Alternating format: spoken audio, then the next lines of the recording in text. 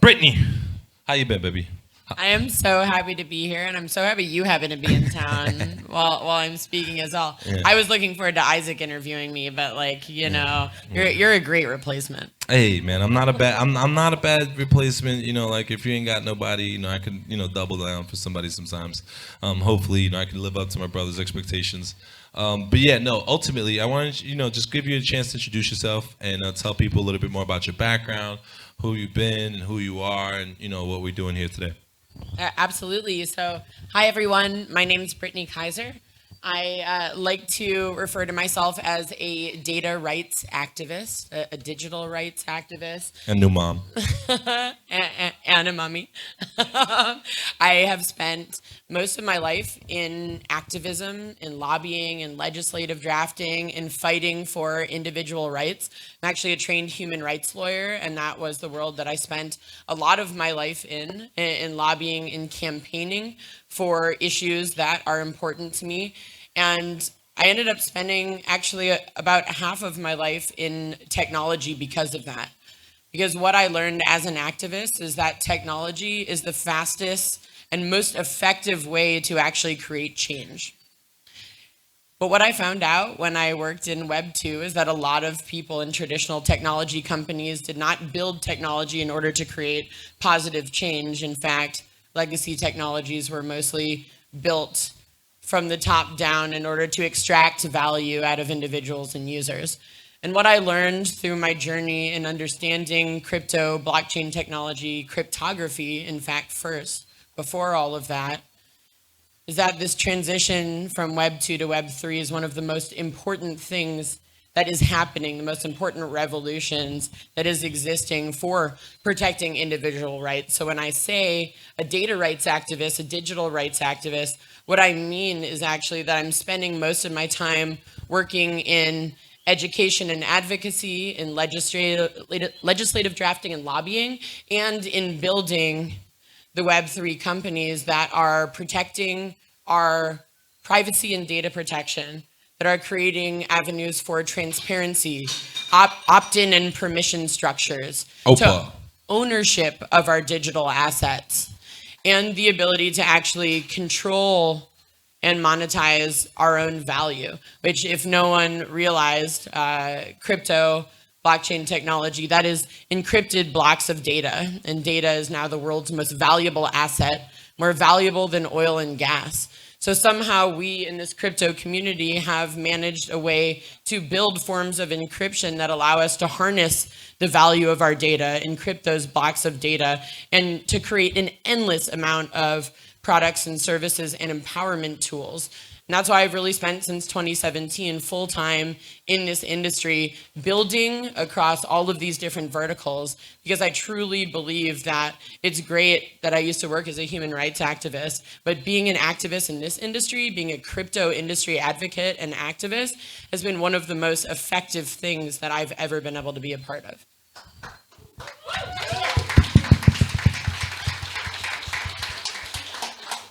So, how many of you guys, right, could have actually been a part of a company that swayed the elections in 60 plus countries, and most notably the 2016 presidential election in the United States of America, Donald Trump, and said that as opposed to, yeah, I was a part of Cambridge Analytica.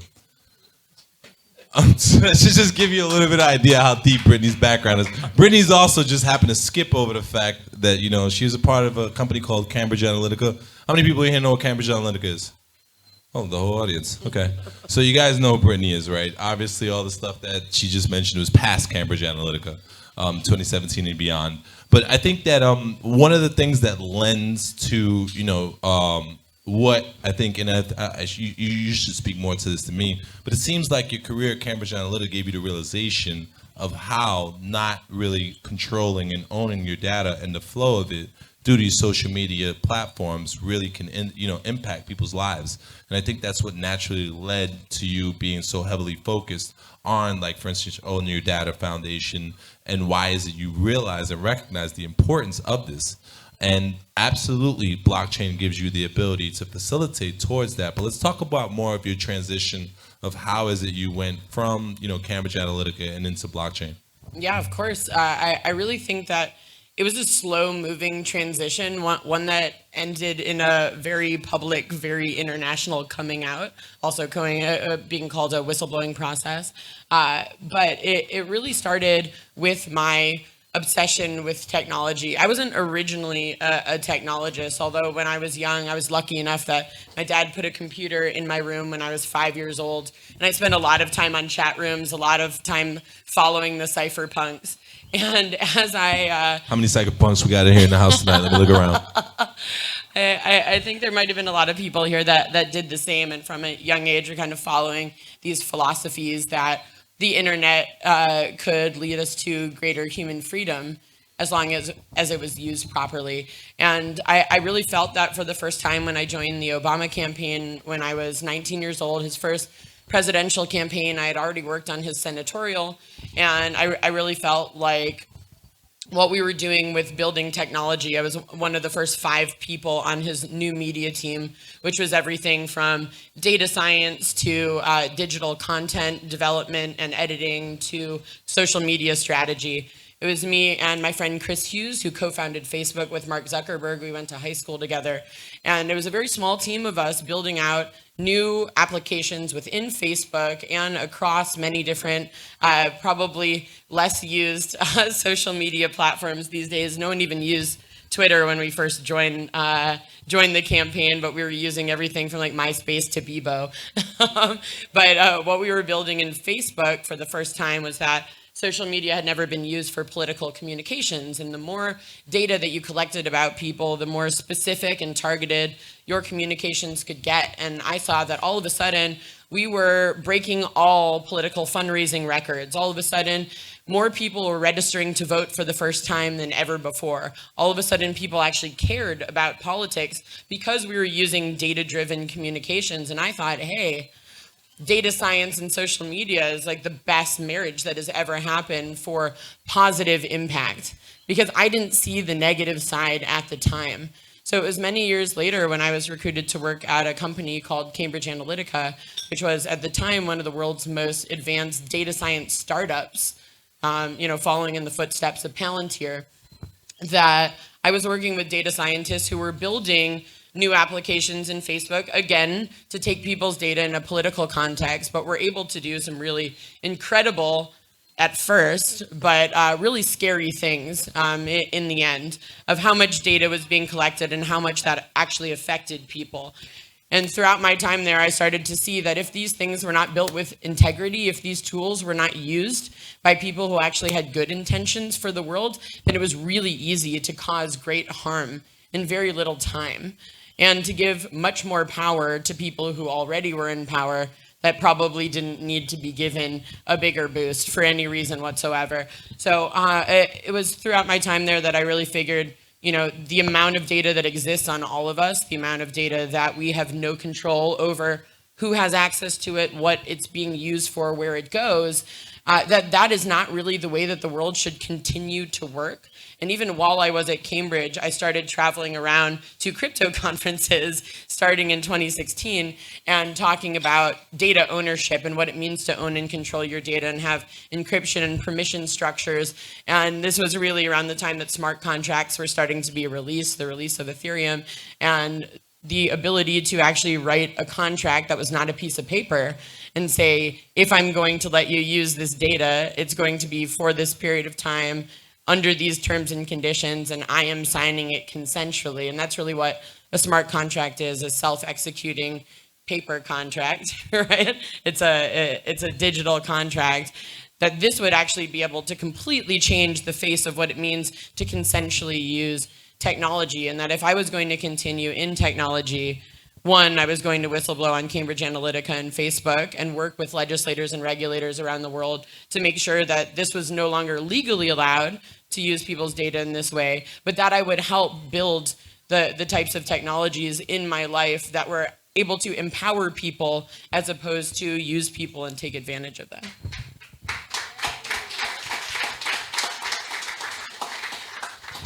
How come you guys don't clap when I speak? I don't. Anyways.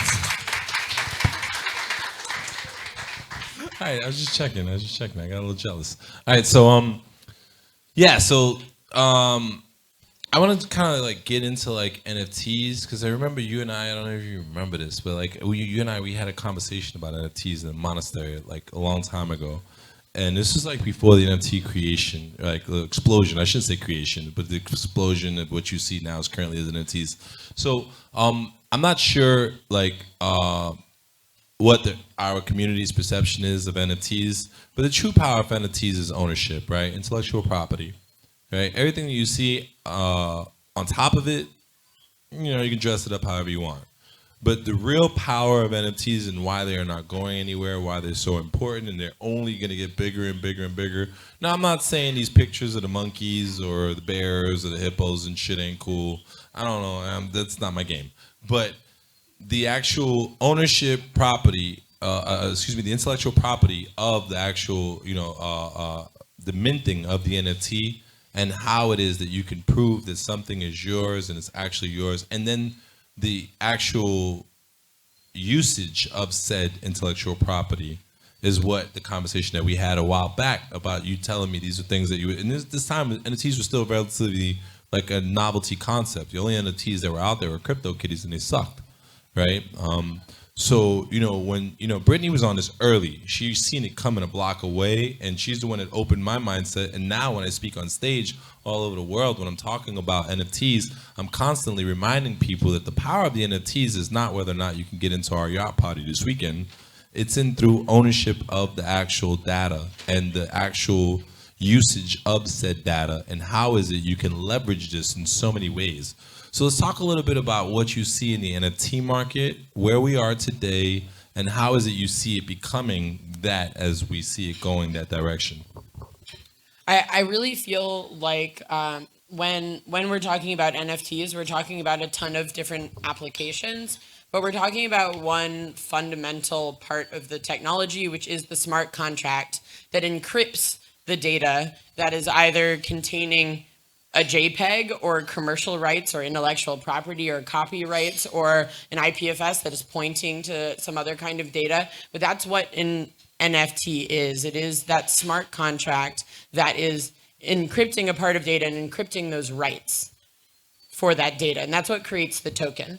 So we're talking about some sort of digital content or data that is regulated by a contract that you have now made a smart self-executing contract, as opposed to actually signing a document, a piece of paper that gives you the commercial rights to a song or to a piece of artwork that you're buying at Christie's, right? So it really automates the process of being able to acquire and use rights, to be able to license whatever it is that you have purchased encrypted in that token. And therefore it can be used for anything, you may or may not like the Bored Apes, but I was a really avid Pokemon card collector as a child, and the Bored Apes just didn't totally like the Bored speak to Ape me. party in Miami. It's not the Bored Apes that I had such a problem with. The Bored Ape party in Miami wasn't that good a party. I just gotta be honest. But go ahead. I heard there weren't enough ladies there, but that doesn't surprise me. Anyway, Safe to say my party's a little different. Y'all stay on the lookout for the invites. I'm back in town for a little bit. and so if you are creating digital collectibles, if you're creating NFTs for music licensing or for fine art or for real estate, whatever it happens to be, I know people that are tokenizing everything from super yachts to baseball cards, and so there's a huge range of what NFTs can be used for, but more and more we're starting to actually look into the content of NFTs and what the smart contracts actually say. And I'm sorry to tell most of the people in the room that have large NFT collections, but you probably don't actually legally own the IP or copyrights to the NFT that you bought legally. I'm sure that companies like Yuga Labs that created Bored Apes and now also own CryptoPunks and Meebits, that these companies are going to uphold those rights because it's part of their business strategy. But for a lot of collections, you have purchased something that you probably don't actually have the rights to. So lately, I've been doing a lot of work on legally enforceable smart contracts so that where I really see the future of NFTs going is that you're not just going to be working with a legal team the way that you do right now to write your contracts and to edit the contracts that you sign. You're going to be working with a lawyer that directs a team of developers. And you have a legal team and a developer team that write your smart contracts and audit your smart contracts before you actually sell or purchase NFTs or do any sort of tokenization or fractional ownership of assets in any way, shape, or form. And that's really where this is going, because we're really talking about weeding out the bureaucracy of having to deal with extra lawyers and courts and pieces of paper that are hard to enforce. So if something is digitally enforceable in a smart contract and it is self-executing, you really want to make sure that you understand what you're signing, because when you sign in your wallet to purchase an NFT, you are signing a digital contract. And just like I know most of you probably don't read the terms and conditions of any of the apps on your phone, if you haven't read the terms and conditions of any of the applications currently on your phone, it means you probably didn't read the smart contract that you were signing when you were purchasing the NFT. And you don't have Brittany's phone number like I do, so you can be like, Brittany, what does this shit say? So I highly recommend that as this industry grows and develops and matures, that the same way that you would have your lawyer look at your paper contracts, the same way that if you care about privacy, you probably read the terms and conditions to see if you're comfortable using an app on your phone or not, you should also be auditing the smart contracts of what you are purchasing before you make either an investment or a purchase of an asset, or use smart contracts for any other purposes, because that's what it is. You're blindly signing the signature page of a contract without actually reading it. That took it a lot left from what I was saying, nonetheless. That's interesting information that you should know, because your data is very important to you, and also the contracts that you're engaging in should be important to you as well. But what I was talking about was essentially the application of NFTs as, like as we proceed, right? Not so much as, static JPEGs with cool little animations of a cat playing with his tail or whatever, but more so like contracts and signatures. Exactly. And, like everything associated with anything you would do with business, right? In the future, all of these things will be NFTs. Right. So when we look at, and this is not so far future, by the way, this is very near future. And anyone here who's ever done business with someone before and has a dispute with a contract, and then in actual litigation actually had the contract itself being disputed, or the aspects of the contract or the conditions under which the signatures and so on and so forth, this will all be solved relatively soon through these instruments that are known as NFTs.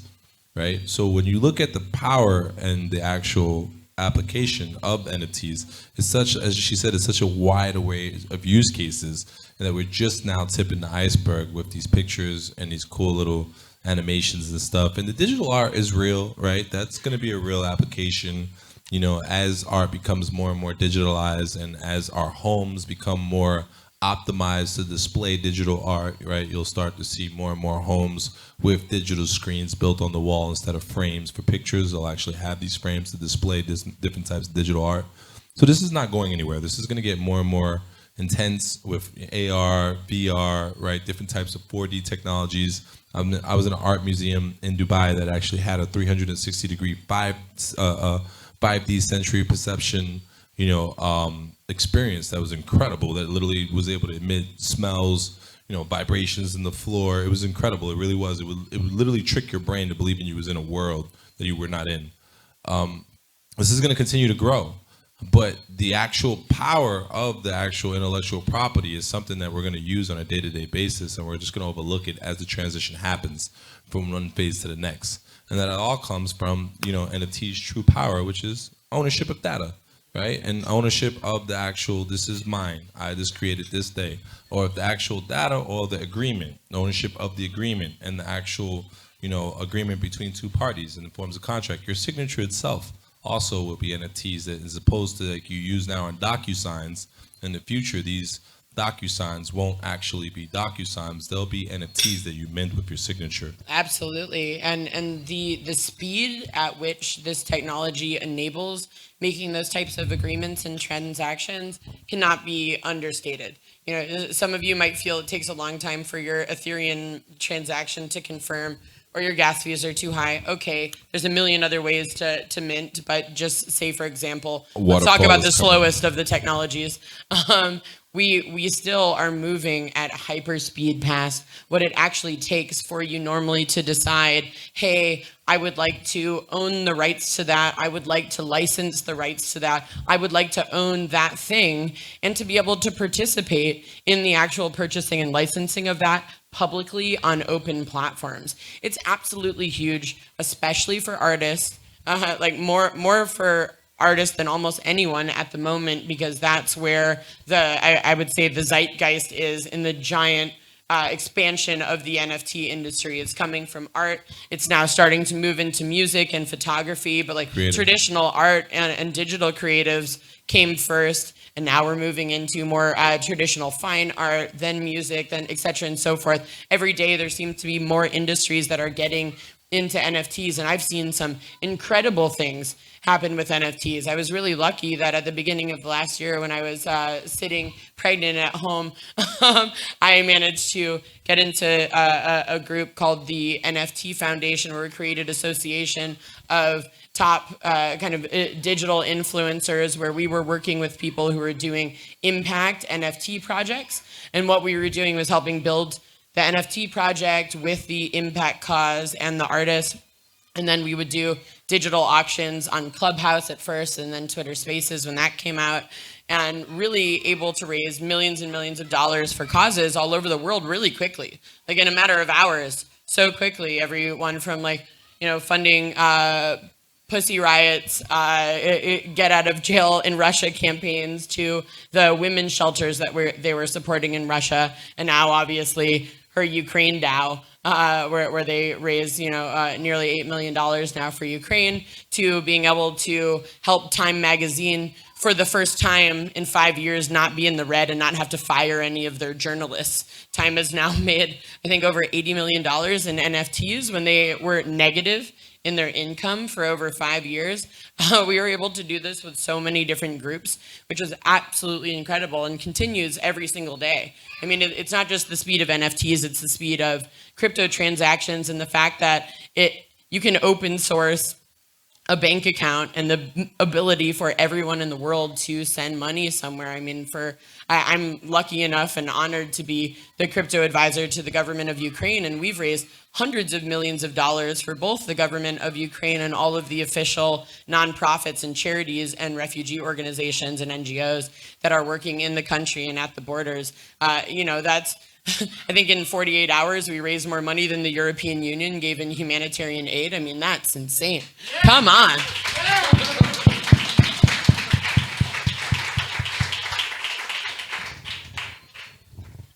So let's talk a little bit about Own Your Data Foundation. Give me some, you know, current stuff. What's going on with all things Brittany Kaiser right now at this moment?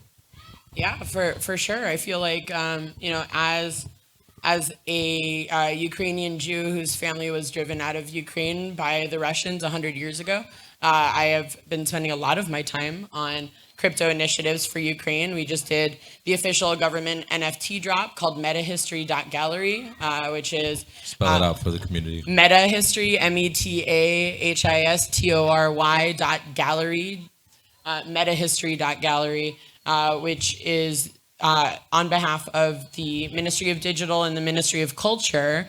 All of those NFTs are going to funding the rebuilding of government historic monuments and important sites in Ukraine that have been destroyed or damaged in the war.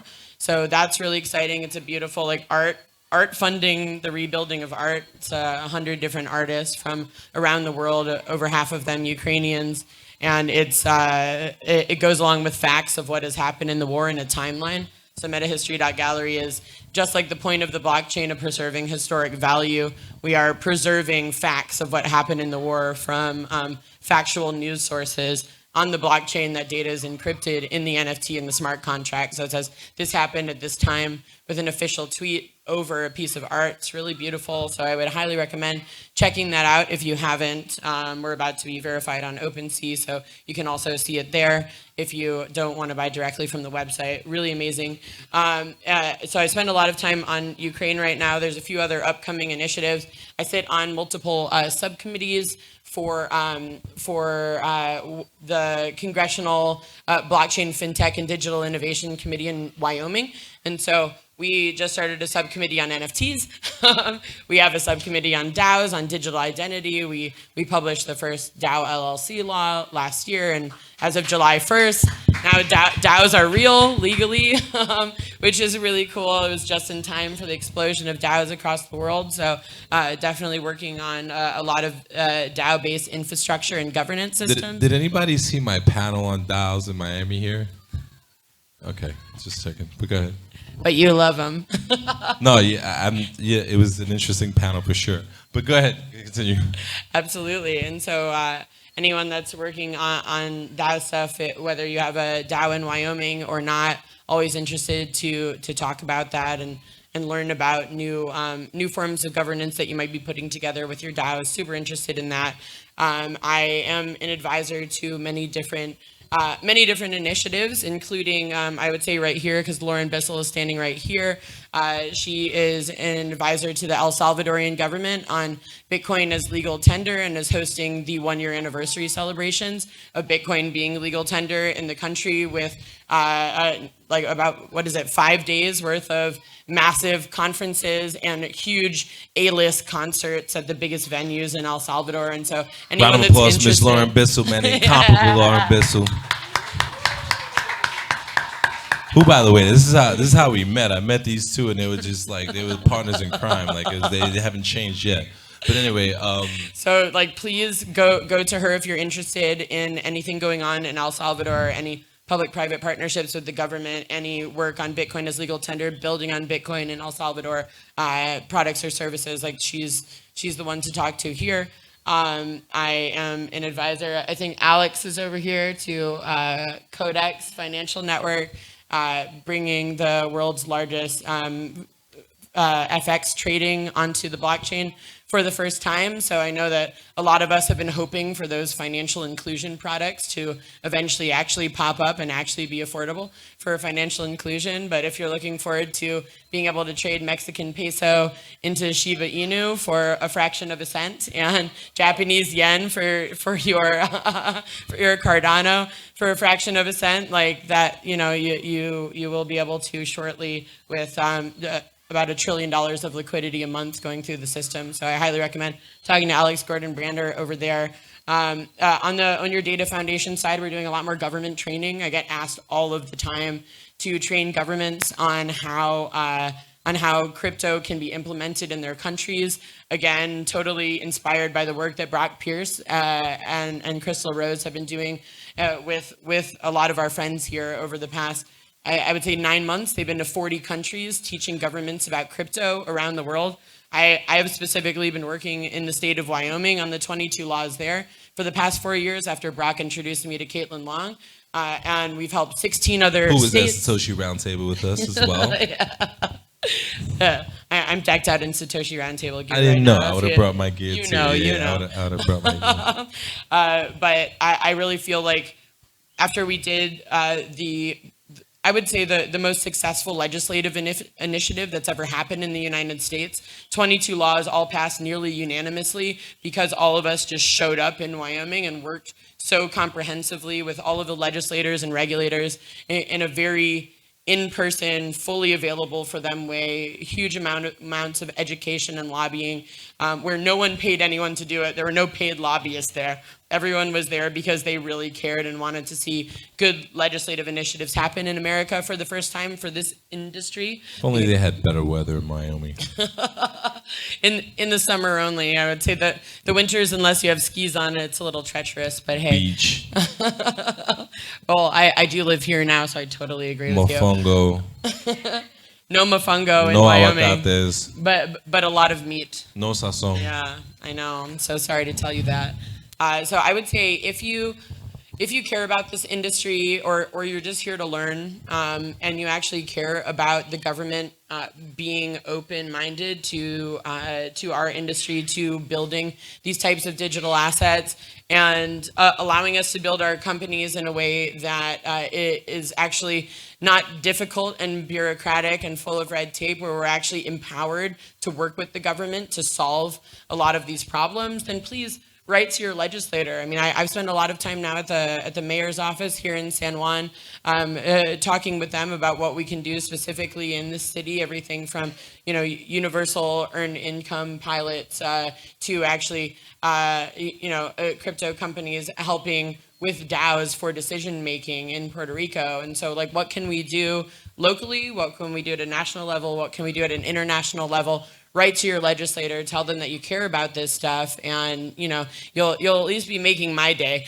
because we're really trying to get positive reinforcement, not just from the industry, but from folks that also just care about crypto being able to exist, because you're here to learn and you don't want to see it be stamped out and pushed somewhere else. When I first entered this industry, you couldn't start a blockchain company in America.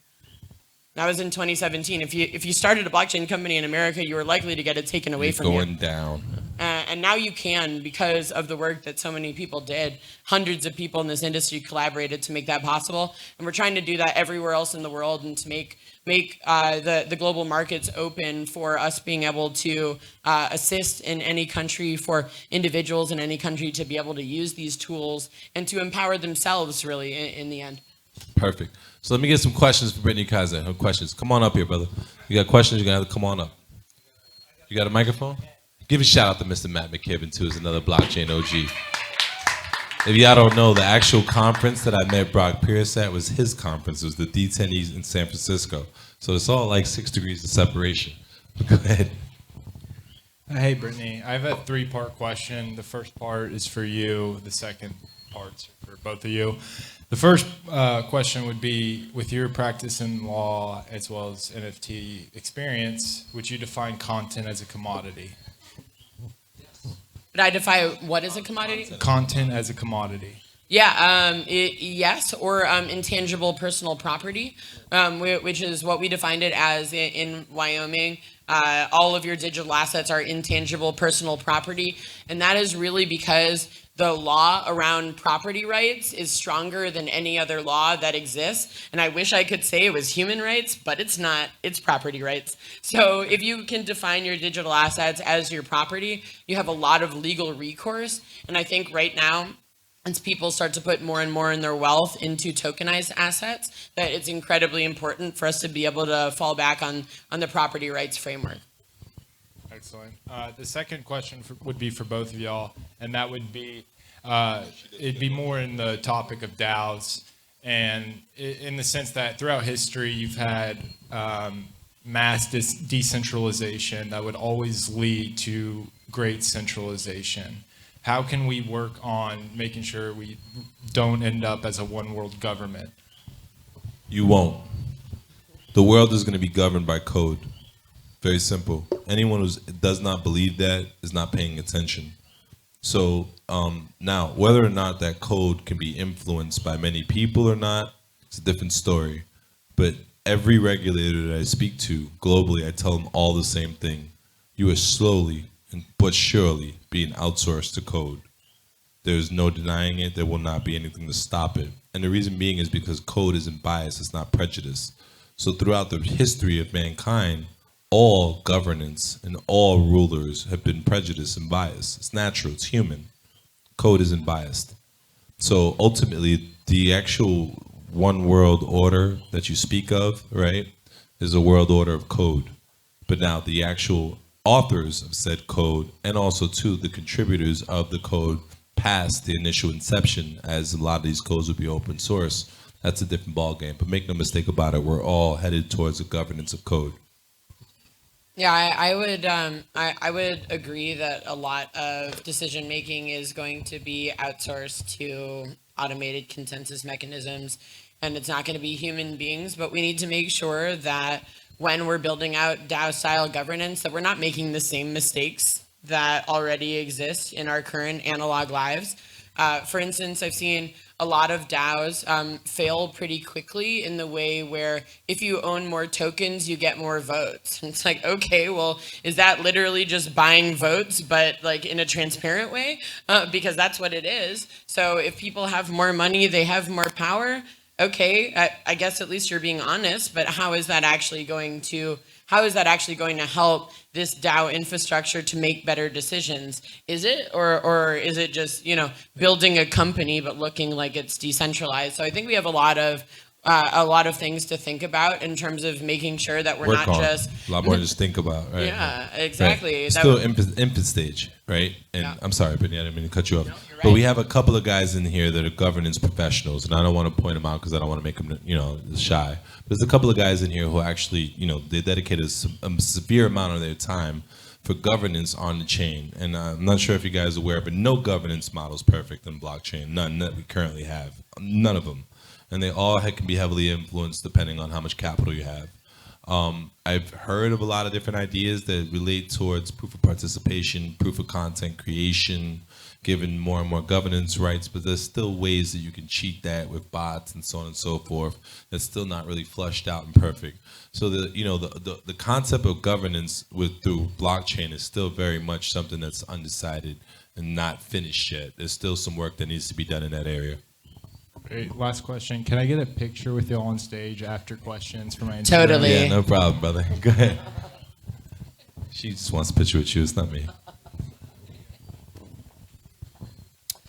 Hey, Brittany, awesome hearing you speak about the education of law as well. And it's there's so many great ideas and fun things out there in the world, but if it's not backed up appropriately in law, great ideas are lost. If one was to go towards, so I've got a kind of two-part, one asking nationally and the second here in Puerto Rico about the education of law. Are there a couple of schools that you think are more progressive in that if one was doing scholarships or encouraging students to go into that? Where are those teachers and how involved, if at all, have you been in the education here in Puerto Rico? Yeah, absolutely. So in terms of, you said both nationwide and here in Puerto Rico, nationwide, there are more and more blockchain education centers that are popping up. The first one that was multidisciplinary in terms of it includes the School of Education, it includes the School of Law, it includes the School of Business Management, it includes the technical school. All-in-one blockchain development center is at the University of Wyoming. I have been very involved in that. Brock Pierce has been very involved in that. Caitlin Long and her partner Stephen Lubian. Stephen Lubian is now actually the president of the Blockchain Innovation Center there. It's an incredible opportunity where there are tons of scholarships. Thank God to the amazing people at Cardano and IOHK, as well as Kraken, who have been the two biggest sponsors of everything that we've been doing in Wyoming. Huge ups to Charles and Jesse as the CEOs and founders of these massive multi-billion-dollar companies that show up in Congress and show up to school and sit there whiteboarding with students. It's beautiful. I mean, it's really been amazing to see some of the most powerful people in crypto come out and become teachers. And show up and really be there as a part of the community. So I think that's been incredible. There are a lot of scholarships. There is a lot of money available for students that want to go study blockchain at the University of Wyoming. But now I would say there's probably 15 or 20 other universities that now have blockchain education. I mean, I lecture at most of them as a guest lecturer. I'm not, kind of an in-house staff at any of these places, but I do guest lecturing at most of the universities in the United States and elsewhere that do teach blockchain and come in. USC, for example, I lecture there a lot. They now have 800 blockchain students in their program, huge program that they have going on there. And they're also very active in terms of development and getting students to actually basically have a job before they graduate already with blockchain companies, which I think is incredible. Now let me take over for the Puerto Rican side. Education is something that's near and dear to my heart. I actually am a partner in an online high school called AmericanHighSchool.org. We've been in business now for about 17 years. We've graduated over 100,000 kids over the past 17 years online. my challenges with the Puerto Rican government. Hey, Mr. Paraluci. Have gone on for 3 governors already, right? So Wanda, I hope you just never come back. And the previous guy, Ricky, we got rid of him. And ultimately, I'm not sure if you guys are aware how large of a percentage of the overall budget for Puerto Rico is focused on the education sector, but it's massive. And it's also the most heavily sought after and fought over portion of the Puerto Rican budget. And there's so much problems that go into this that I've been trying my best to give so much. I mean, my whole thought process, and I kind of told you guys a little bit in the beginning about how we started Crypto Mondays, but really what I thought was going to happen, I thought that we was going to meld with the Puerto Rican, community in terms of UPR. And shout out to Ubaldo Cordova. If you guys don't know, he's up for president of UPR. Please elect him. If he does, he's going to really explode a lot of the stuff that she's talking about in the various universities we can do here in UPR. But I wanted to go even step underneath that. Look around. Look in this room right now. Who's the guy from Denver? This guy right over here, right? He was from Denver. You were saying he was at Nft Denver. And what I was trying to express to you was that in this audience right here, right now, you have, on average, higher quality guests than you do at typical conferences. Maybe not Nft Denver. Nft Denver is a really big one. But your atypical conference that you get 300 to 500 people at, right now into your audience, you can look around and you have more powerful people in crypto than you would at those events you pay $500 to $1,000 at right now. And this is every week in San Juan. We have the most powerful community in the world, not even close. Trust me, I know, I transfer all over the world. We have by far the most powerful community in the world, and our local school system doesn't take advantage of that. And I've been constantly fighting uphill of it, and it's 100% rooted in the allocation of the budget for education in Puerto Rico is pretty much spoken for generations. It really is. And it's spoken for people who are not really concerned with education. They're concerned with the amount of money they're receiving for education per student. It's an insane dollar amount. And they're not doing anything with it. Has anybody ever visited a local Puerto Rican junior high school, elementary school, or high school, not St. Anthony's here in Condado, but another actual local school? You'll see they're falling apart. They don't have AC. The curriculum is outdated by 50 years. It just makes teachers don't make any money, right? They all make like $12 an hour. So the education in Puerto Rico is really broken.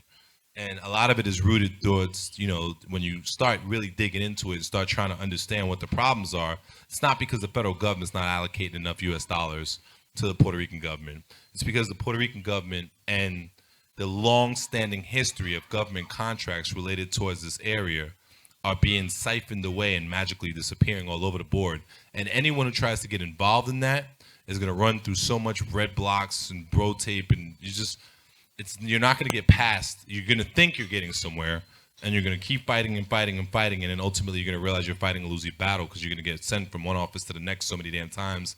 This person's off. This person's on vacation. It's ridiculous. And then by the time you turn around and look, you spent 9 months going in circles, right? And it happened to me for a long time, a lot longer than 9 months. I'm still in this fight. So what I just realized over time is just better to just attack things individually and just reach out and just try to partner with people that are trying to do things. And then with that, they in turn are going to go out and reach back out to the people that are running things and try to give, some semblance of an understanding for necessity and a desire for actual change in these applications. But the Puerto Rican education system is severely outdated, right? And it sucks because it's not like the intellectual capital is not here. They have more bachelor's degrees per capita produced in Puerto Rico than any other part of the United States in America. Right? You have all the talent in the world. UPR Maya West is one of the best engineering schools in the world. NASA, Google, Facebook, all of them recruit, Microsoft recruit right out of UPR. And they don't even allow this talent to stay in the U.S. in Puerto Rico. They essentially just rip them right off the island. They give them $300,000-$400,000 jobs a year, and they never come back to Puerto Rico except for vacation, right? My dream for our community and for what we can do for Puerto Rico is institute a startup culture facilitating with the capital formation process that we're all comfortable with. How many people in this room are investors? 90% of the room. So we're all proficient in capital formation, we all understand how to raise money and also how to invest money. And 90% of the people in here do invest money. So there's no reason why San Juan itself can't have the most vibrant startup culture in the world. And it's things that friends of mine like Mr. Turpin and Brock and all this, some of the guys that helped found this community, Mr. Sellers back there, and Ghost, I see you running around somewhere as well. He likes to play Ghost. But guys that have had this vision for a while, and these are the kind of things that we can facilitate. So that, now when I'm going to be here for now a few more weeks, just, consistently, I'm not going to fly nowhere, hopefully. And one of the things that I want to start focusing on is creating that startup culture here in San Juan and really inviting entrepreneurs to come here and to build their companies here, because we have all aspects of the capital formation, from angel investors to seed investors to funds to actual strategy and the experience and the connections needed for partnerships for startups to be vibrant right here in San Juan. Startup culture is what changed San Francisco. I moved to San Francisco in 1988, and I was there for like 5 months. And then the earthquake happened in the end of 88, right, in October, right? And we ran our ass back to New York. My mom was like, fuck this earthquake. But I remember San Francisco was a small town. There wasn't anything there. This is 1988. This is 30 years ago, right? And ultimately, in that time period, San Francisco became what it is now. And it happened because tech scene exploded in San Francisco. The tech scene exploded in San Francisco. All the investment, the capital flooded there. And it became an extremely vibrant town because of it. A few unicorns started popping up, right? A few of the startups started becoming successful. They hire a bunch of people. Then those founders of those companies turn around and get exits, and they turn around and become investors, and they turn around and invest in other companies, and they become unicorns. And that cycle happens 4 or 5 times, and all of a sudden you have a vibrant community. We can do that here in San Juan in 10 years. Guaranteed. Yeah. But that's I couldn't second you any harder. That's exactly what my experience in education has been. As someone that spent a long time trying to partner with the Department of Education in the U.S., got very, very far, and then found out it was so much easier and more effective to do things like sponsor and judge hackathons, to actually recruit kids out of schools in order to give them their first job, to actually start looking at younger people and empowering them and, perhaps getting them their first paycheck while they're still students, because they're developing all day when they go home on their computers at night anyway. So why aren't they getting paid for this? And they're just doing their homework. Okay, well, great, you can do your homework and you can actually start probably making more money than your parents. And that's what we saw happen in Wyoming. There have been kids in Wyoming that built their own Cardano nodes in elementary school and started staking ADA so many years ago that now they've made exponentially more money than their parents ever expected. These are elementary school kids that live in super impoverished neighborhoods that are all around the indigenous lands in rural Wyoming. And so it's been so incredible and so empowering what I've seen that be able to do. So how young can you go and talk to these kids? Well, when did you guys touch your first computer? I was proficient at the age of 5, and I bet you most people that grew up with digital were, at least by the time they were 10 or 12, were proficient. So we can really start going and working with kids from a crypto industry perspective, really, really young. Like, we don't need to be waiting for government budgets for education, because you might be waiting for the rest of your life. Instead, sponsor your own events. Go into schools and offer to do free workshops sponsored by your company. That's what I've been doing with the Own Your Data Foundation. I use my own nonprofit to sponsor the educational workshops that I do, because I don't need the school's money. I'm really happy to just go there and give the kids the information and connect them to opportunities that they have to empower themselves. And I really think that more of us should be doing that, whether it's here in Puerto Rico or it's wherever else that you happen to be from, or wherever your company happens to be working. Definitely do that. Like, spend your time not just recruiting top talent from around the world for your company. Go and find the young talent, the new innovators that have maybe never had a job before in their life, and you can give them that first opportunity, even if it's just a paid internship, even if it's just hourly wages for a bit. You don't have to give them a permanent salaried contract, but like these opportunities are absolutely huge for kids that are so young and have never had that opportunity before, and perhaps their parents never had that opportunity either. So, concentrate on that, spend time on that, find those opportunities, and especially here in Puerto Rico, if you and your company are based in Puerto Rico, definitely sponsor educational events, internships, hackathons. Like we all have the ability to do that. So put that in your And if you don't know what to strategy. do, come see me, because Lord knows we have so many people that are always reaching out to me to do events for them and so on and so forth. I literally can't do them all. And I travel a bunch, and I try to be at 2 places at once, but they haven't invented the clones that I'm cool with yet. The clone they made of me I wasn't too happy with, so I'm going to get a better one made. When I get a better one made, then I'll be able to do that. But any more questions for Brittany? Ha! Bitcoin Lightning. All right. No. I like your hat. We like Lightning Network, too. You might want to come closer. The Bluetooth may be too far. Oh, okay. There we go. Oh, we hear you. All right. So yes, it is a lightning question. Of course. What a shock. That's what I do all day, every day. So Why don't you tell us who you are really quickly, young lady? Hannah Rosenberg. Thank you so Yeah. much. And I work Lightning Labs and have a business does lightning stuff. Yeah. All We'll, day. we'll see you either next week or next, right up here with me. Don't worry. All right. Cool. So there's the famous saying, if you're not paying for the product, you are the product, right? On the internet. So as you go visit websites, you're paying with your data. So one solution to that I've heard of a lot about is the idea of instead doing micropayments as you visit, content on the website, and you can do that with Lightning.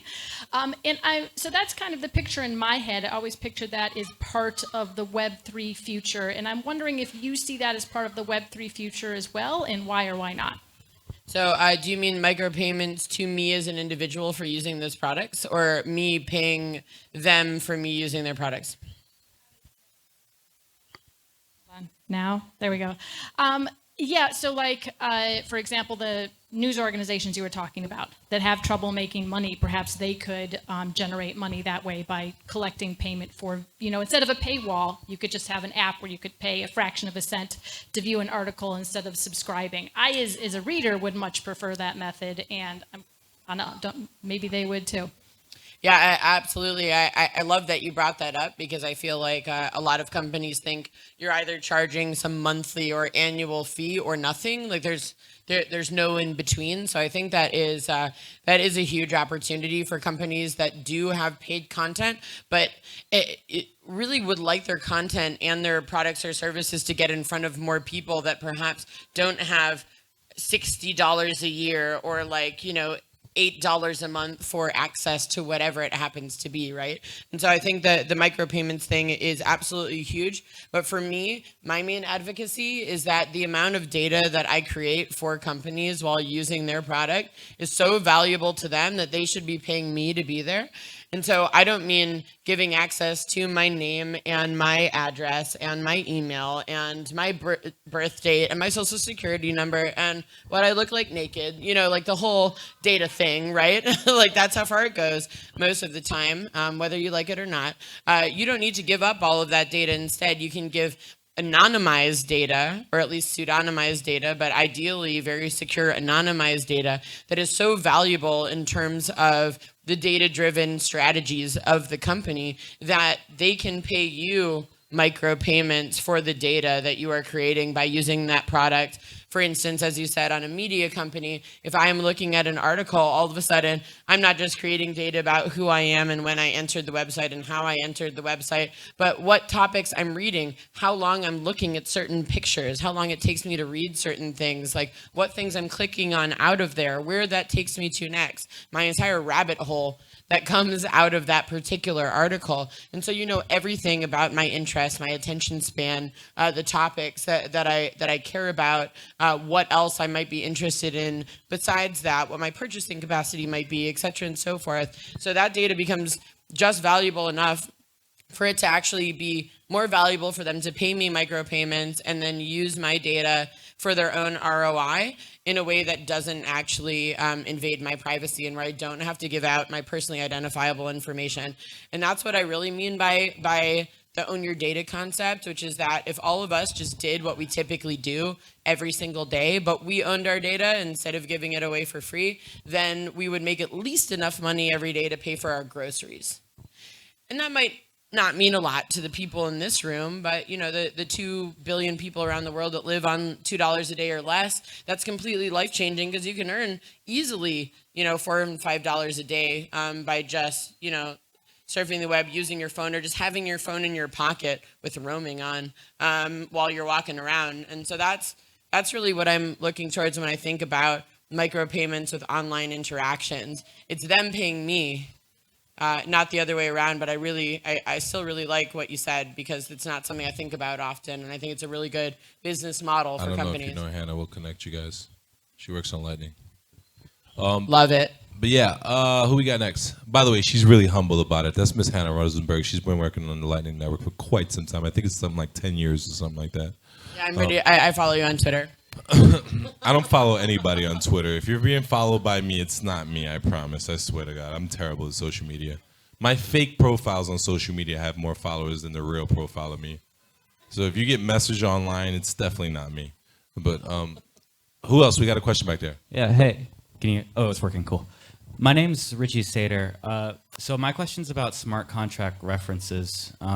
So a few years ago, I worked with Ernst & Young on a project that tried to create standardized clause library where there was legal clauses and the actual programming itself on the Ethereum chain. And that project, opposition to that project, argued successfully that Sounds like the nature of having smart contracts that are referencing each other, if one clause proved to be buggy or the program was wrong, it would invalidate the entire contract. With legal contracts, sometimes if a paragraph in there is not correct, usually the rest of the contract stands. But when a program references a clause or references another contract or things like that, it's a lot deeper because the computer is obviously operating at a deeper level. So my question to you is this something that you have read about, thought about? Are there good solutions to this problem? Because it seems that it's kind of intrinsic to a smart contract. Yeah, absolutely, and I'm really glad that you brought that up.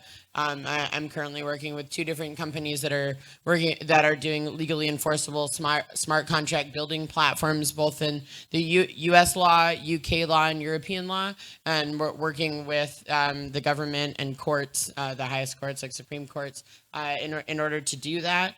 And so that's one of the things that has come up multiple times. And what it really means is that before you deploy any of this, all of it needs to be intensely audited, and you need to make sure that none of those pieces are going to bug if it's going to be something that you are deploying as your legal contract. Now, to be honest, it's going to be years before people are just signing a smart contract and not also a paper contract that goes with it. So say, for instance, we'll use the NFT example. Sotheby's is selling an $1 million NFT that gets sold for $1 million. Trust me, there are contracts that govern that. So even if the copyright or the IP rights that go along with that piece of art that are sold at Sotheby's, trust me, the person who bought it is protected by both the legal contract as well as the smart contract. But I do think in the next 3 to 5 years, there are going to be a lot of large transactions, more and more, both in the government and in the private sector, where we stop using paper contracts and the smart contract is what governs it. And so, yes, that's a little scary to think about right now, because I feel like a lot of people deploy smart contracts without ever auditing them. And that is what it is. I don't think you should do that, but some people do. A lot of people do. And we're hopefully not going to be there in 3 to 5 years when we're thinking about smart contracts being your only actual contract. Didn't Craig invent the smart contract? Where's Mr. Sellers? Isn't he sitting over there somewhere? No? Okay. Oh, okay. Well, anyway. Yeah, I was going to blame it on Craig, but Craig left. But anyway, with that being said, we have one more question. We'll get this guy right there, and we're going to move on forward so because you guys are tired of sitting down. No. Just stop turning the microphone on. Hear me now? Yeah, perfect. Ramesh, thanks a lot for your work in Ukraine. Actually, I've been to Ukraine like a dozen times. I was working with the Ukrainian government on the digital asset So Were you working on the law? no, there was a working group. I'll talk to you after. Yeah. in a No, minute. I know about the working group. That's awesome. Yeah. So I moved here 3 months ago. So the question I have is, I know you can register an entity, DAO entity in Wyoming, right? That's fine. The registration is fine. It's like setting up an LLC. But there's no legal clarity on the governance token. I mean, anywhere in the world, right? I mean, in fact, there's a report that came out today, Thomas Reuters, and they talk about there's still no legal clarity anywhere in the world when it comes to the governance token. So could you please comment on that? There's no legal clarity on the governance token yet. That's Yeah, the answer? there- Okay. I mean, Governance don't work, bro. You can't have legal clarity on some shit that don't work, bro. It just doesn't. You know, like, I mean, we want to think it does. We all blockchain professionals. We all Bitcoin advocates. We're all, you know, super excited about our industry. But you're lying to yourself if you think the governance works right now. It doesn't. It still has to be, you know, worked on. There's still not a concrete solution for that, bro. So for a government to regulate and say this is what it is would be really stupid for them at this point. what I would say is if you look at, this is not financial advice, this is not legal advice. Let me just make that very clear. I don't have a Series 7's license or a Juris Doctorate. I dropped out of school in the 9th grade. So if you listen to me, that's your business. But if you're thinking about governance tokens in the way that you would think of utility tokens, in Wyoming, we defined a utility token in law in March 2018 for the first time.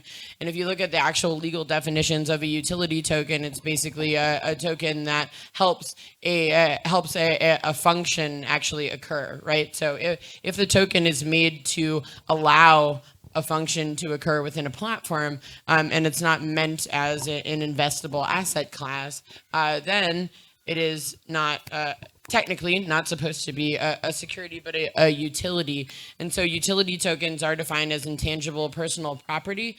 The CFTC and the SEC still have the jury out on really, I would say, producing enough official reports and guidance on specifically DAO governance tokens. But I would say DAO governance tokens are in terms of their functionality, incredibly similar to utility tokens on other platforms. And so therefore will probably end up falling into the same category as like non-security network-based tokens.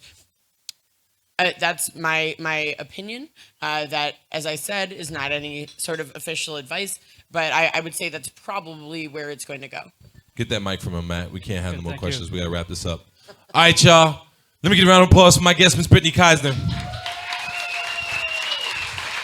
And let me give me a round of applause for Pedro, the incredible co-founder of Crypto Mondays.